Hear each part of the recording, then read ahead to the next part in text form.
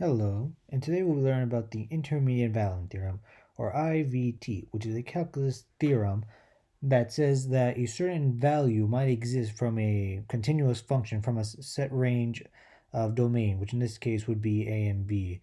And, well, to properly elaborate on what I'm saying as apart from this image, let me show you by using Desmos. Essentially, what this theorem is saying that is that if a certain value exists from a range, such as a range of these two values, without actually showing you the function, then that value may or not exist based on certain conditions. Now, for this example, we have this function of a graph. And from this case, we're going to go from this range of numbers. Now, let's say we're trying to find -5 of this function. As you can see, if x were equal to 2, then the function would be equal to -5.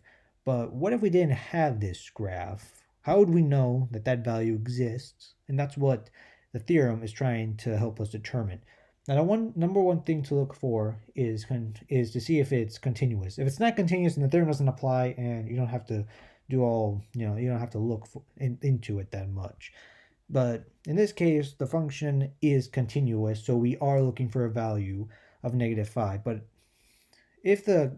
now that we know that it's continuous, what would we do then? Well, since we won't have a function of the graph, what we would have to do is just sort of see where the range takes us. Since the range domain is from 1 all the way to 5 for x, that means that the range of value would be 4, would be y is equal to 4, and all the way to y is equal to -8.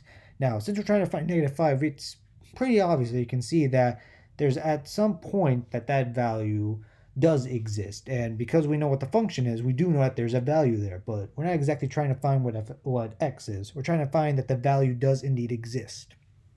Now, let's say that we're trying to find the value of -10, or trying to find the value of 6. Well, that sort of becomes a bit harder to determine. While in this function, there are values of 6 and -10, especially in the range, there's no real way of proving that without knowing what the function is.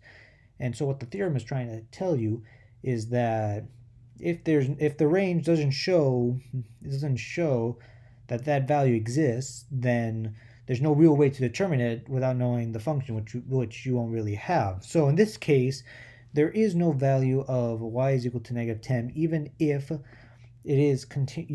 there is a value for this function. But what if we had multiple functions? So let's say that we had this function. It's just 3 of x minus 10 and then a part of a quadratic. So let's say that we're trying to find a value of -4. Well, there are several -4s, and if we're trying to go through just this one, there is a certain point there is. But what if we're trying to find, say, a value of -1? Well, that's a bit tougher to know that it is. Just by looking at this graph, we can tell that there is, but the number one thing to look for, as I said, is to know if it's continuous. And if we look from this part of the equation, it seems to be undefined, which sort of means that it might not be continuous. But if we look over here, it does go up to a value -1. So it might be continuous. But what if we were trying to look for the value of -3 from that point? Well, from this part of the graph. Well, then it's kind of hard to determine. I mean, is it really continuous if it's going to two different equations? It's the sort of thing you have to look for when you're applying the theorem. You probably won't use it that often for multiple equations, but that's something you still have to keep in mind, is to know if it's continuous. If it's not continuous, then the theorem doesn't apply. But if it is, you have to know if that value does exist within that range, regardless of if it actually does in the actual function. Now, that's the most important thing. Well, that's all the time we have today, folks. Thank you for staying here, and as I taught you about the Intermediate Value Theorem, and that's it for today. This was made by Cesar Saenz, so you know who made it. I'm not sure what you're going to do with that knowledge, but now you know. the more you know.